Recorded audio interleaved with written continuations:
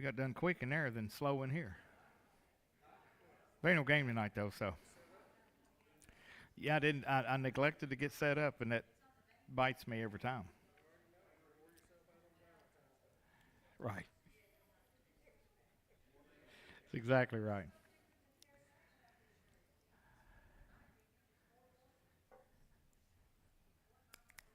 Y'all ready? Well, I'm not. Still downloading my lesson.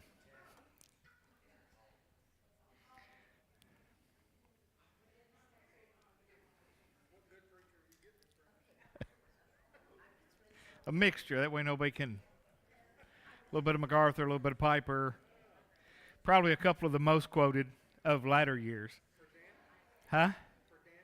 Yeah. Yeah. Probably not. Neither one. One's all millennial and one's dispensationalist. So. Little Tozer. Little Raven Hill. All right. All right. How's everybody doing? Am I on the air, Clay? Am I? Well, let's go ahead and get started then. So, here we are back in Daniel. It feels like a month since I've been here, and I was only off one Sunday. But we're moving into chapter 8. Now, here's the problem with Daniel in chapter 8. Now, remember the first 7 chapters of Daniel, first 6 chapters of Daniel are more about his duties to the kingdom, his role, what he was doing, and so we kind of have more of a history. We have a couple visions and we have a couple dreams in the first part of it, but not a whole lot, but to kind of hint towards prophecy that comes later on. Then once we get into chapter 7, we start looking at prophecy. He starts having visions, and we looked at Daniel 7 for 3 weeks, the different breakout of that. And now we're going to do Daniel 8, Daniel 10, no, Daniel 8, Daniel 11, Daniel 12. They're all related too.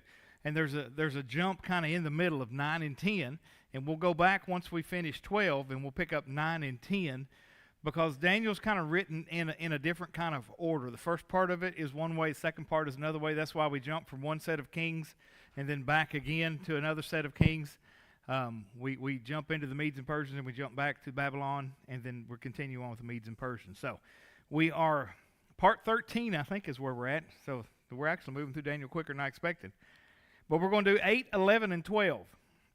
A series within a series. Because this is where we're going to get down to the stuff that everybody wants to know.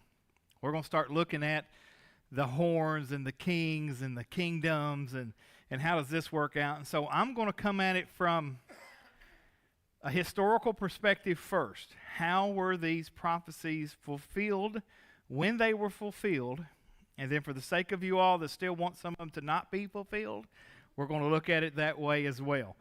Because, you know, if you got your favorite favorite preacher, favorite end-time person, you probably already have an idea what you believe. And I say all the time, I don't care what you believe, as long as you know why you believe it. Because if you know why you believe, we can have a discussion. If you don't know why you believe it, we can't have a discussion. We can have a shouting match or an argument, but we can't have a discussion. And a lot of people, when it comes to a lot of Bible interpretation, and especially when we talk about eschatology means end things at the end, then there's lots of opinion.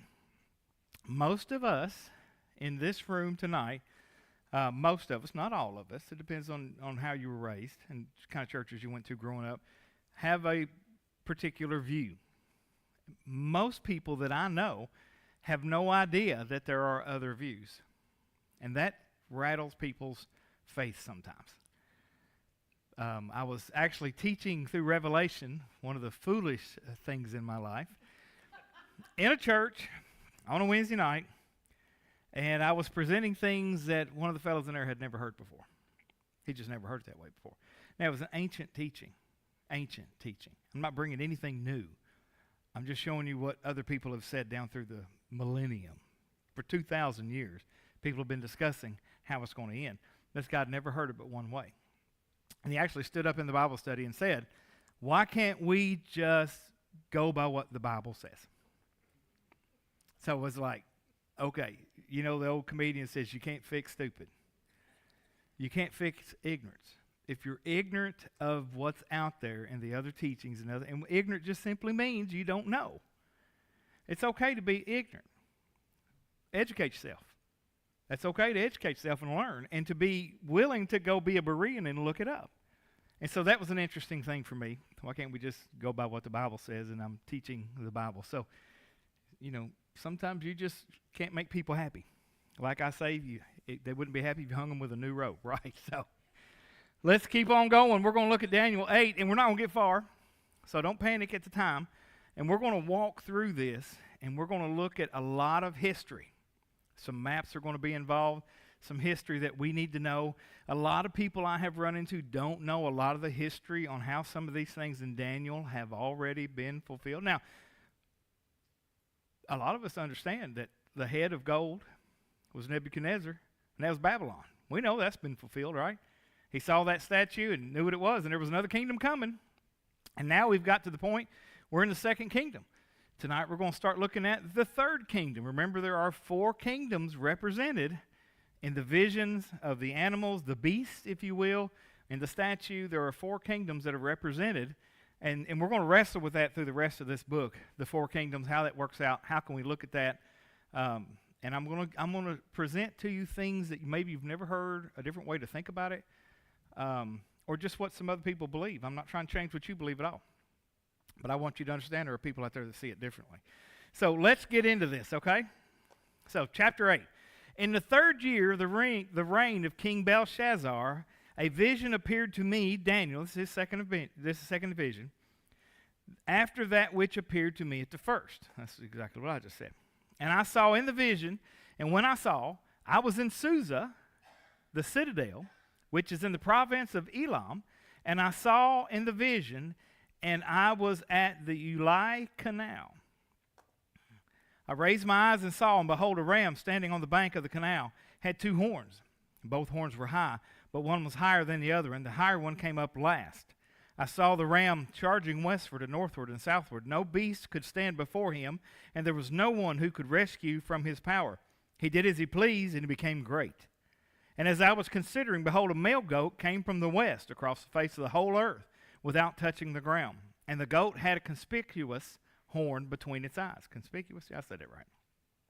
He came to the ram with the 2 horns, which he had seen standing on the bank of the canal, and he ran at him with his powerful wrath.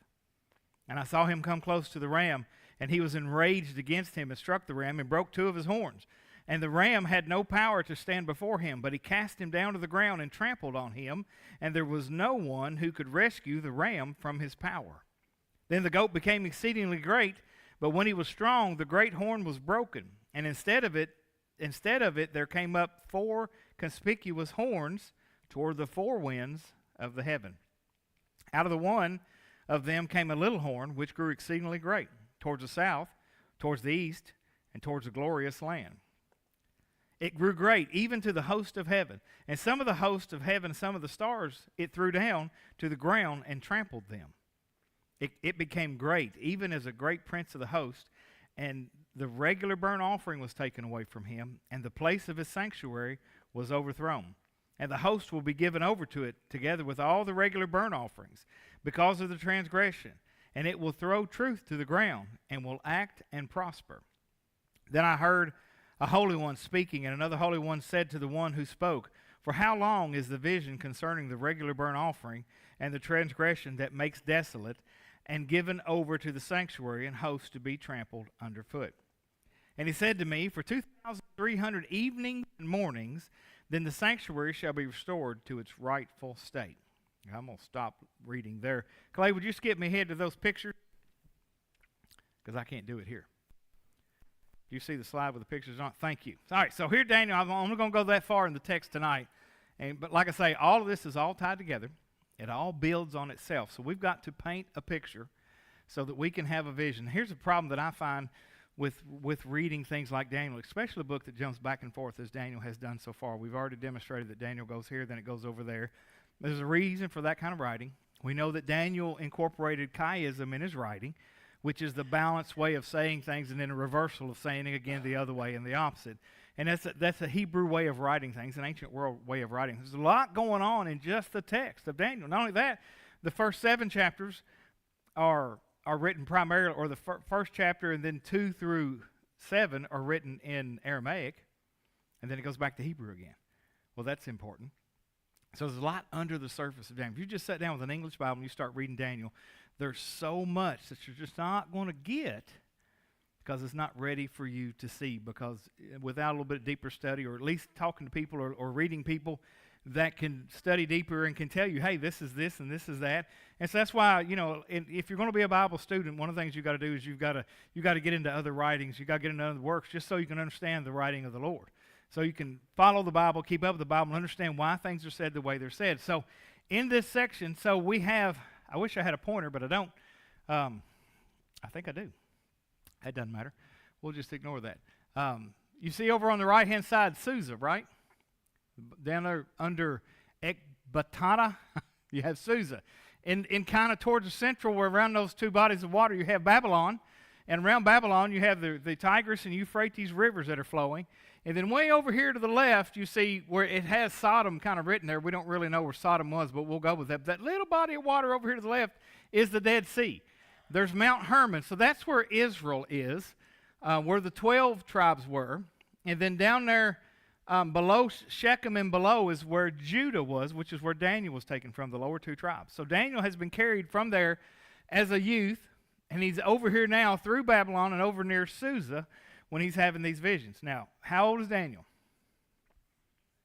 82, 83, something like that. So he's an older man. Keep that in your mind. You're thinking about Daniel at this part. Like he's got some age on him now. He's got some wisdom. He's earned it the hard way. He's served all different kings, and now he's serving under the Medes and the Persians.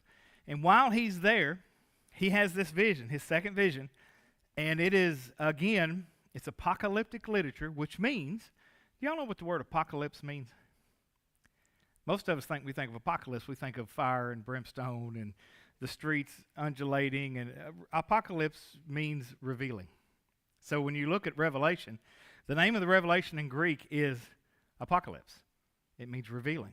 And so apocalyptic literature is revealing literature, but apocalyptic literature is also written, it's not really easily understood on the surface. There's some research involved, some digging, some learning, and even Daniel, the wise man that he is, and things that he's experienced in his life, we're going to see as we go through this series within a series that he needs an angel to come speak to him. He needs a holy one to come speak to him and explain just what it was he's seeing. Previous vision, he had all those beasts, had the leopard that had the four heads, and we've talked about the nations, the kingdoms that those probably represent. In this chapter, he's told what it represents, and it does represent kingdoms. And so there's a little bit more information in here. We're going to learn about a bad king, the little horn. Did y'all hear the little story about the little horn I just read about? Remember, the goat had one main horn, and then there were four other horns that come up after that horn, and then on one of those little horns, a little bitty horn popped up on it. Most of you have heard stories or preaching about the little horn. And, who is the little horn, and is that the Antichrist of the future and things like that. So this is what we're going to deal with in the next little bit. It's going to go all over the place. It's going to be exciting. It's going to be frustrating. It's going to be confusing. And it's my goal to muddy the water, because I want you to go out and say, he didn't really say anything tonight. And then I want somebody else to say, yeah, but he alluded to a lot. So that's kind of my goal as we go through this. So this is the lay of the land where we're at.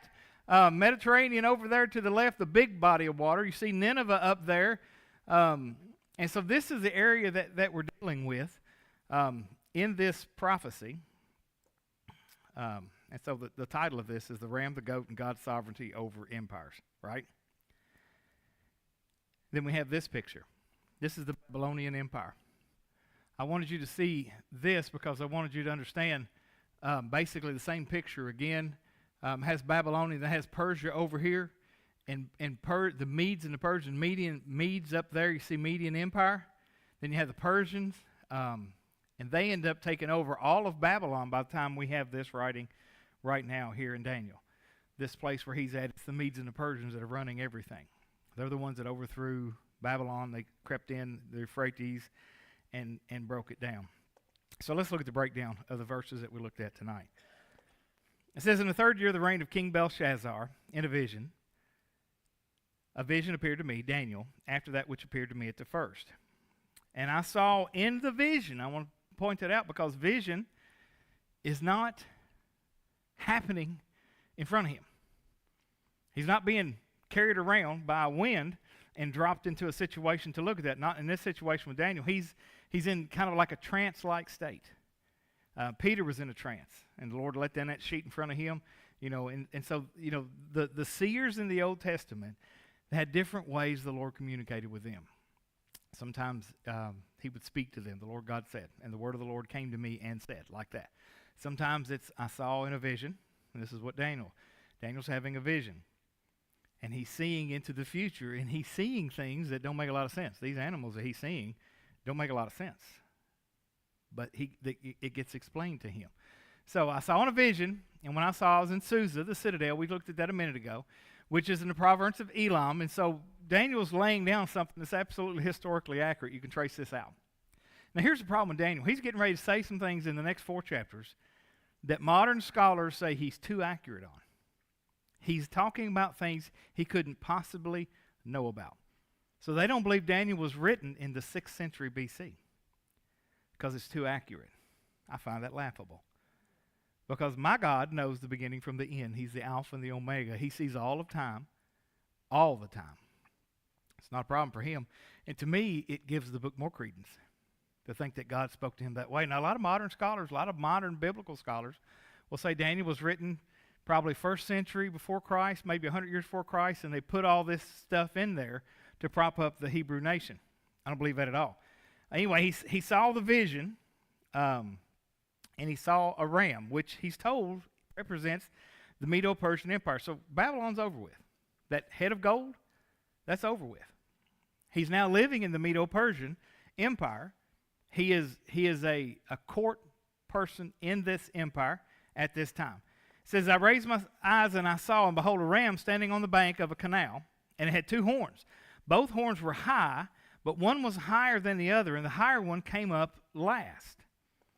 And I saw the ram charging westward and northward and southward. No beast could stand before him, and there was no one who could rescue him from his power, He did as he pleased, and he became great. So he's got this ram, 2 horns. One's bigger than the other one. The bigger one came up last. You think, okay, that's kind of a weird vision to notice those kind of things. You got this ram who's running around everywhere. Nobody could stand in front of him. And so later on, it's revealed to him in verse 20. It's revealed to him by a holy one. It says, as for the ram that you saw with the 2 horns, these are the kings of Media and Persia. So we know exactly. We're told in the text exactly what the ram represents. Now, a lot of other visions, we don't have it laid out that plain. And so, okay, now we understand, just like the vision of the statue, just like the vision of the 4 beasts, this vision represents earthly kingdoms. Now, how are we looking at Daniel? We're looking at Daniel through the eyes of the sovereignty of God over kingdoms, over peoples, and over nature. Remember the lion's den, right? God has sovereignty over everything. He knows the end from the beginning. He's revealing to Daniel. I have an uncle named David I spent 4 hours talking to yesterday. He's got a brother named Daniel. They're identical twins. Anyway, that's David and Daniel. My grandma I like that biblical names. So he revealed to Daniel something that's happening in the future. We're going to be told a little bit later on, he tells him, sum this up, seal it up, hang on to this. It's not time, it's for the time of the end. How many of you have heard of that saying before? The time of the end. How many believe that we're living in the time of the end? You're afraid to answer, aren't you? We're living in a time, it's got to be closer now than it ever was before, right? Now, here's the theological question. How many ends have we had? Did you say, there you go? Stirring it, right? Yeah. There's where it gets confusing to people. Which end are we talking about? Most time when we think about the end, what are we thinking about? The rapture, the end, the destruction of the world, right? God's going to come back with fire and destroy everything. That's the end to end. But there's been a couple ends along the way. There was an end that happened when Jesus came. When he ascended, there was an end to the old Judaism. There was an end to the law. There was an end to Israel as they knew it. We're now living in a different age. That age ended with the ascension of Christ. We're living in a different age. A lot of people that are into dispensationalism say we're living in the church age or the age of grace. If you go back, you can count out maybe 7, I don't know, dispensations. You got the dispensation of innocence, which was the Garden of Eden. What were they responsible for? The garden. What were they told not to do? Not eat the tree. What else were they told not to do? Nothing else. So what were they being held to as far as the law goes with Adam and Eve? It wasn't the law that we talk about later, but it was God's commandment, don't eat of the tree. The only thing they could do that would be wrong would be eat of the tree. God didn't tell them anything else they couldn't do. And what'd they do? Blew it, right? So then we move in, there's different dispensations that you can track. You know, there's different ages, there's different covenants in the Bible that they were responsible to. And you kind of got to have a little bit of an understanding, but not live there, of the different times. That's why I say a timeline is important.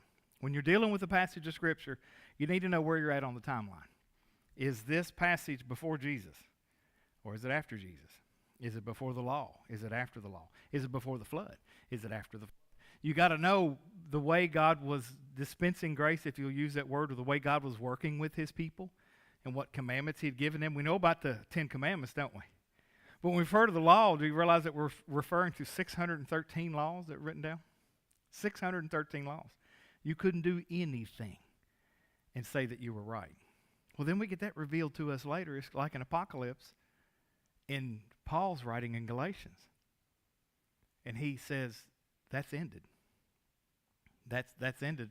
The law was here as a schoolmaster to show you couldn't earn God's grace. It has to be grace, a gift. So you see, there's a way to understand all the different books and all the different writings according to the time that they were written. So Daniel, we're in a time where post-law. They're actually in exile. They're living in pagan lands. We know that about Daniel. And Daniel the things are going to be revealed to Daniel. I'll go ahead and let this out now. God's going to reveal to Daniel the things that are ahead for his people. Now let me ask you, who's Daniel's people? Israel, right? Hebrews, Jews. He was of the tribe of Judah, but we're talking about all 12 tribes. But you could also say saints of all time are Daniel's people, because Daniel was a believer. He was a saint. He was a believer. How do we divide that out? Well, that's where it's going to get fun over the next 3 chapters, how we break that out and how we look at it before we end the book. So there's the first one. It's a ram, and it's powerful, it's strong, and it's got 2 horns. Why does it have 2 horns? It's 2 kings. It's Medes and Persians. That's what's represented by the lamb. You have the Medes, you have the Persians. One of them is way stronger than the other one. The Persians are way stronger than the other ones. They came last. The Medes were there first. The Achaemenid people. But they were stronger. The Persians were stronger than the Medes. And before long, it's all Persia. By the time we get to Esther, they don't talk about Medes. Very, very little. It's the Persians. And so that's why the ram is represented that way. So this is the picture God gave Daniel in a vision. He showed him a ram with 2 horns. One's bigger, came up last. So he sees all this happen. And it's a picture of what's going on. God likes to do this kind of stuff in visions with these Old Testament prophets. And so that's why we're still wrestling with it today. What exactly does it mean? Well, then we have the next one, the goat. And that doesn't mean the greatest of all time. It's a goat.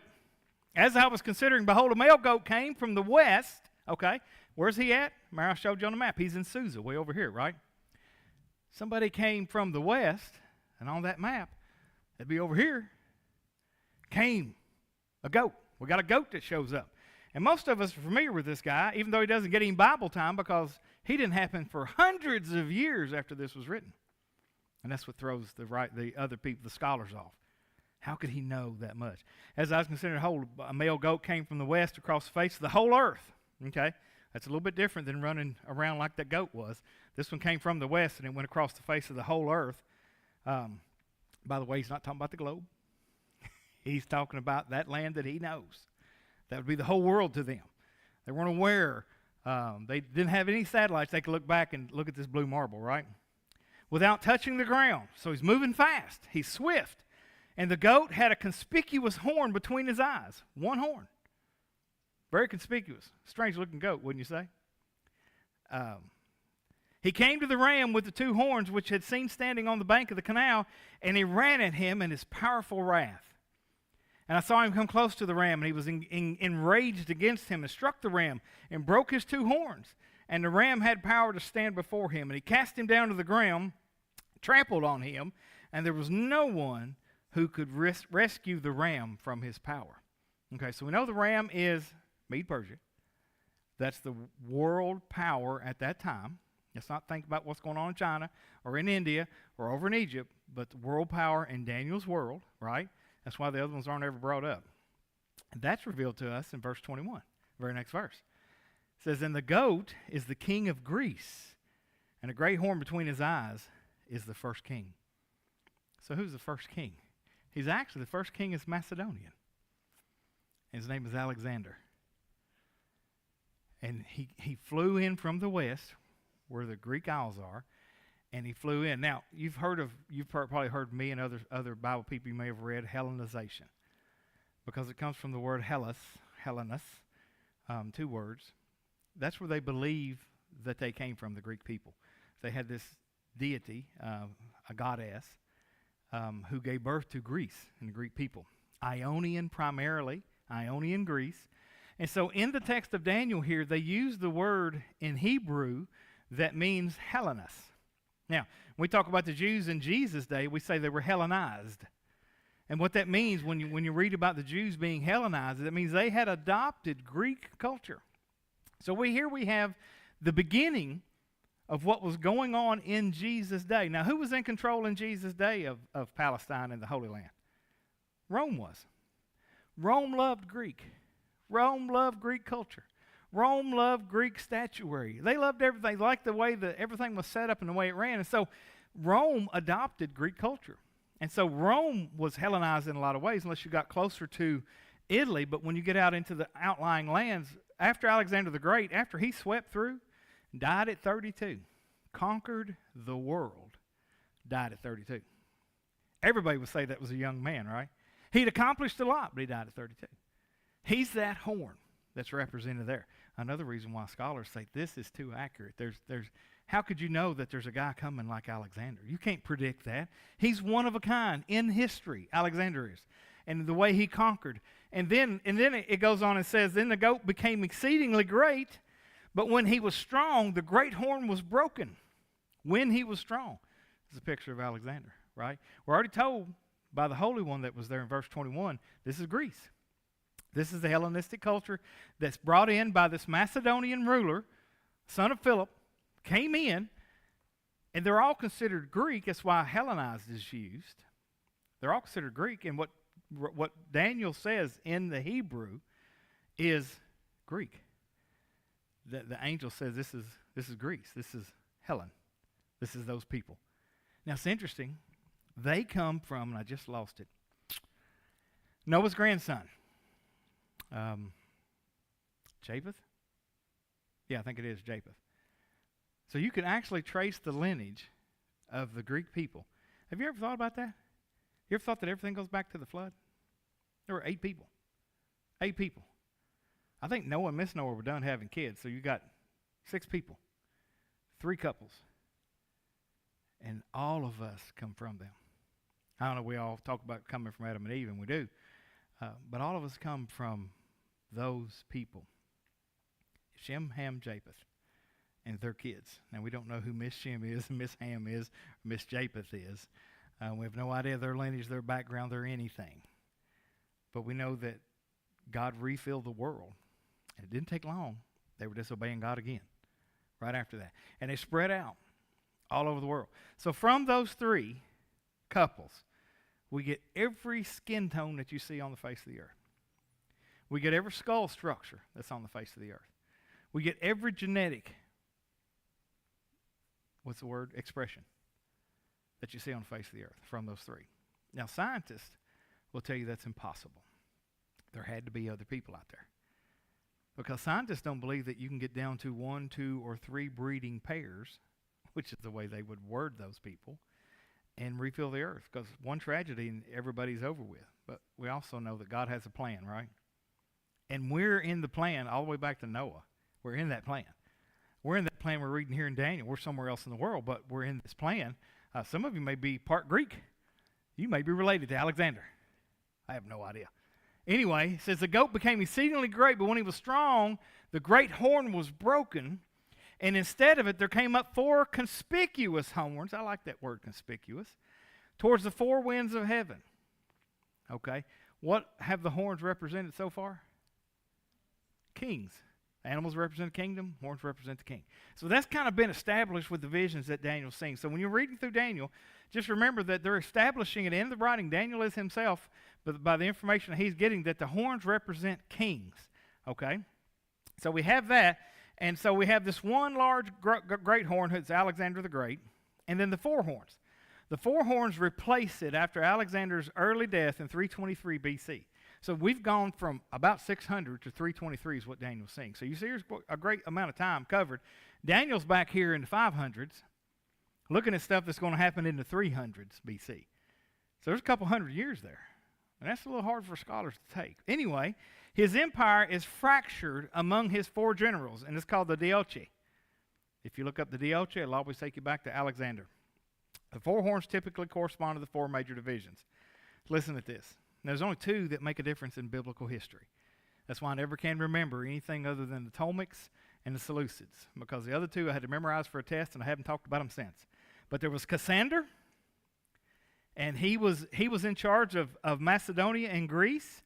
Then there was Lysimachus, I don't know if that's pronounced right, Lysimachus, Thrace, or Asia Minor. You're familiar with Asia Minor? Remember, Paul did a missionary journey up through Asia Minor. Up in that area, modern-day Turkey. Then there's Seleucus I, Syria, and Babylon. Okay, so we know where Syria and Babylon is. That's kind of north of Israel. And then we have Ptolemy I, who's Egypt, and the Ptolemaic Empire. And he had his own empire, but that empire of Egypt reached all the way up in Israel. So when Alexander the Great died, the great horn, 4 more little horns come up, and he went east, west, south, north. And those are those 4 kings represented by those 4 horns.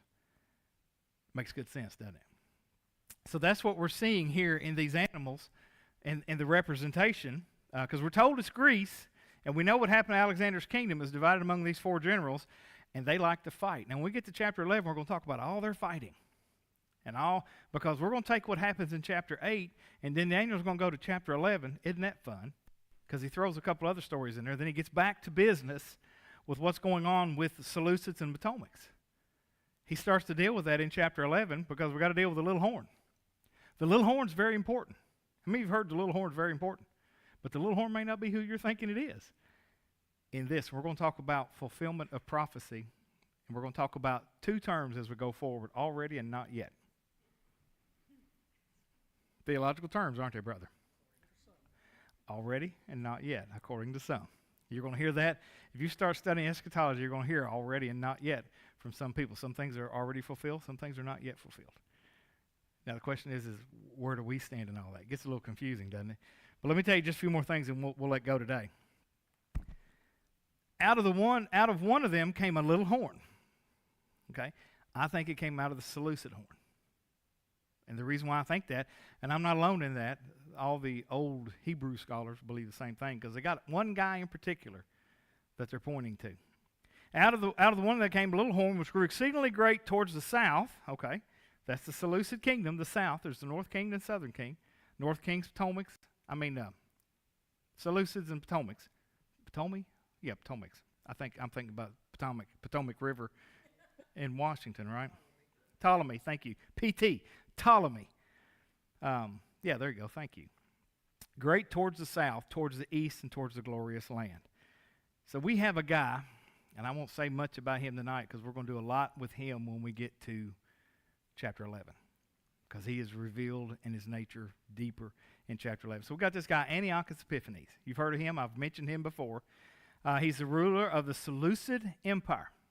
Seleucid Empire, remember that, which had control, and he kept coming through Israel. Because, Clay, can you give me one of those maps back, second or third one? Yeah, Babylonian Empire. You see that little narrow strip of land? You see where it's all green? That green arch? It's called the Fertile Crescent. It's colored here because of representing kingdoms that way, but it's also colored that way when you look at ancient maps, because In the middle of that is a desert. But you got rivers and you got water up across it. So when Abraham came out of Ur of the Chaldees, now we are way off topic, but you see this little body of water down here to the right? Right? Persian Gulf? You see that little town called Ur? Ur of the Chaldees.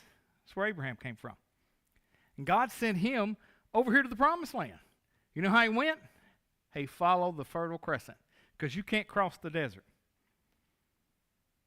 So he had to follow the Fertile Crescent, and he got up to Haran up there, and that's where his daddy died. And it's funny, God didn't have anything else to say to Abraham until after his daddy died, because he told him to leave his family, to get away from his people, to get away from his nation. I got something to show you. And what did Abraham do? Took his daddy with him. God didn't say another word to Abraham until his daddy dies. And when his daddy dies, he said, okay, get up out of Haran and get down there where I told you to go. And he takes Lot with him then. But anyway, that's a whole other story. That's a whole other set of messages. But anyway, I think it's interesting. That's why it's called Fertile Crescent, because that's where stuff would grow. In that, first stuff would grow Mesopotamia. Do I have another map later on? I don't know if I actually copied it and put it in here. No, I didn't put it in there. Well, that's a failure on my part. I also have a map of the Ptolemies, the Seleucids, the Kassandias, and the other group. I can't remember that name. Anyway, I'll show it to you next week. So this is where we're at. Take me back to where I was if you can, if you have any idea. I'm keeping him on his toes. Out of them came a little horn. Yeah, we talked about Antiochus Epiphanes. All right, Antiochus Epiphanes he rose from one of the four kingdoms, Seleucid kingdom. He attacked Jerusalem and abolished the daily sacrifice. You remember we read that earlier. He's going to take away the daily oblation, the daily sacrifice. We also hear things like that spoken of by Paul and spoken of by John about the removal of the sacrifice and the invasion of the temple. This is the first time it happened. So we're going to see a pattern of prophecy and judgment. We're going to see it repeated. Depending on how you view Revelation going, you're going to see, how many of you heard the term Antichrist? I know it's rare and obscure. You probably have never heard it. Antichrist is something a lot of people talk about. A lot of people talk about the Antichrist being the little horn. Well, there's a reason for that. It's because there's some things that are said of the little horn that could not have been fulfilled by Antiochus Epiphanes. By the way, Antiochus Epiphanes thought he was God. And so in, 168, 167, he'd been coming down through Israel fighting with the Ptolemies and have to go back. And he'd come down and fight with the Ptolemies and he'd have to go back. He'd come down and fight with the Ptolemies. We're going to read about all that when we get to chapter 11. Finally, Rome, who was a fledgling empire at that time, they were just kind of getting rolling. They got a hold of Antiochus, said, you're done with this? Quit going to war or we're going to get involved. Now, they're just fledgling. But remember, Alexander's kingdom was broke up into four. All four fought one another, so they became weaker that way. So Rome says, don't do it anymore. He got mad, threw a temper tantrum. Antiochus Epiphanes. Epiphany. What's an epiphany? It's an appearance of God. Antiochus claimed to be God on this earth. As a matter of fact, he believed he was the incarnation of Zeus. And so on his way back through the last time, back through Israel, he hated the Jews, by the way. This historical fact. He hated the Jews. On his way back through, he comes through the temple. He takes over, kicks out a bunch of people. He kills the high priest of that day, and he sets up a statue of Zeus in the temple. And then to add insult to injury, he slaughtered a sow on the altar. And then he forced the Jews to eat pork. So this is the dude that all the first century Jews believed was a little horn in Daniel. And they're right. But it's one of those already not yet. There's a bigger picture looming that we like to call the Antichrist. Because this guy wasn't an Antichrist. There was no Christ on the earth at that time. So we're starting to see this picture of Daniel that you begin to understand what you see right in front of you. There is a literal historical fulfillment of the prophecies of Daniel. It happened in Daniel's time, or it happened shortly thereafter. But the way it's worded, by the time we get to chapter 11, verse 36, there is a chance that we're talking about another individual who is as bad or worse than Antiochus Epiphanes. And that's why Daniel gets confusing.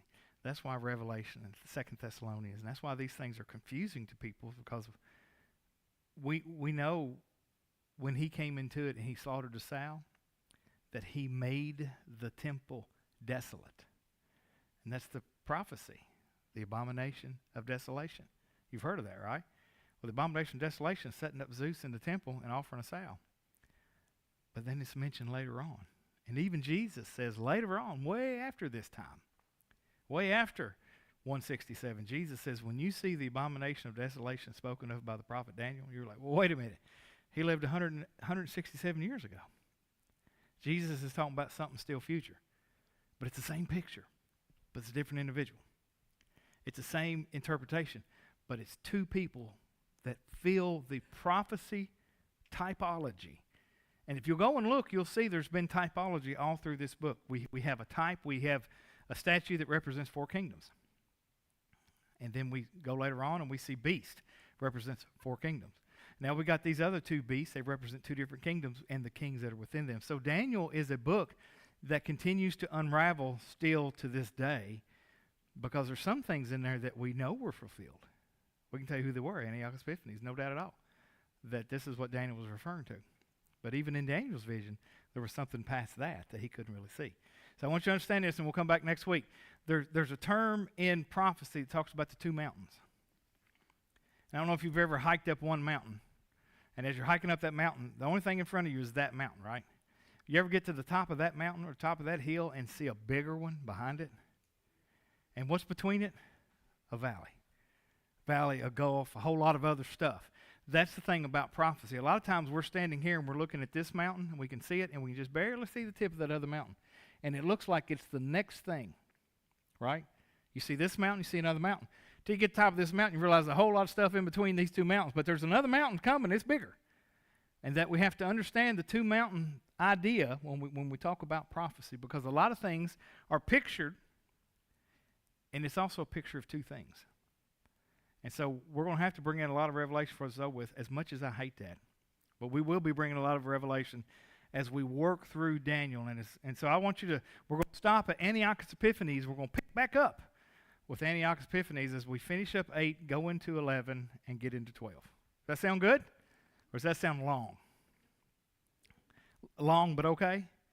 All right, well, good. Has everybody had a good time tonight?